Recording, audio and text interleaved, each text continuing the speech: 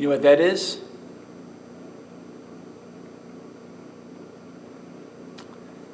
It's the sound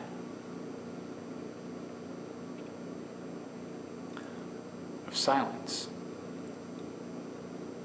Silence isn't something that we get too much of these days. Oftentimes our world is crowded with noise, the noise of people calling out things for us to do, things that they need us to respond to, the call of attain this, go get that, do these things. And there's this pressure from all around us to constantly be achieving, constantly be striving, constantly be gaining, creating, doing. That there's just this noise. And what we need in our life is maybe just a little more silence. See, in the silence, we can listen to our thoughts. In our silence, we can hear the voice of God. See, Elijah one time, he thought he was all alone, that he was the only one serving God. And so God leads him away to this faraway place, and he goes in this cave, and he's there, and he calls out for God, and God says he's going to appear before him. And there's a storm, and there's a fire, and there's an earthquake, and there's all these things. And God was in none of those. He wasn't in the storm. He wasn't in the earthquake. He wasn't in the wind. He wasn't in any of those. But then, all of a sudden, there's a silence. And Elijah covers his head.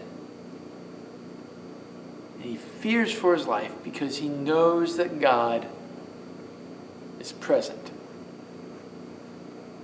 See, oftentimes we think God is where the activity is. That God is where all the action is at. That God is where the noise is at. Where everything is happening. That's where we'll find God. We'll find God in the doing.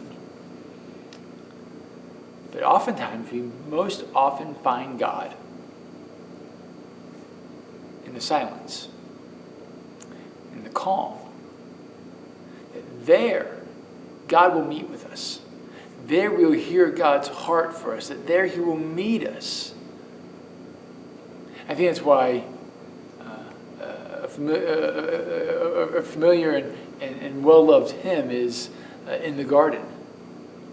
There's this painting in the capture the lyrics of that hymn. He walks with me, he talks to me, that I come to this garden alone, and I'm there together alone with God. In the garden there is silence, in the garden there is peace. In the garden, it's just Jesus and me. So maybe today, maybe this week, maybe we need to seek out some silence.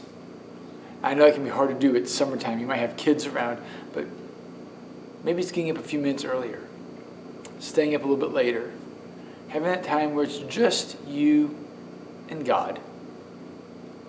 And in the silence, maybe, just maybe, you could hear His voice and what He wants for you, and how He loves you, and what His desire is for you. My prayer for you this week is for silence. And there you might hear God's heart for you. I love you guys. I'm praying for you, and I hope I get to see you real soon.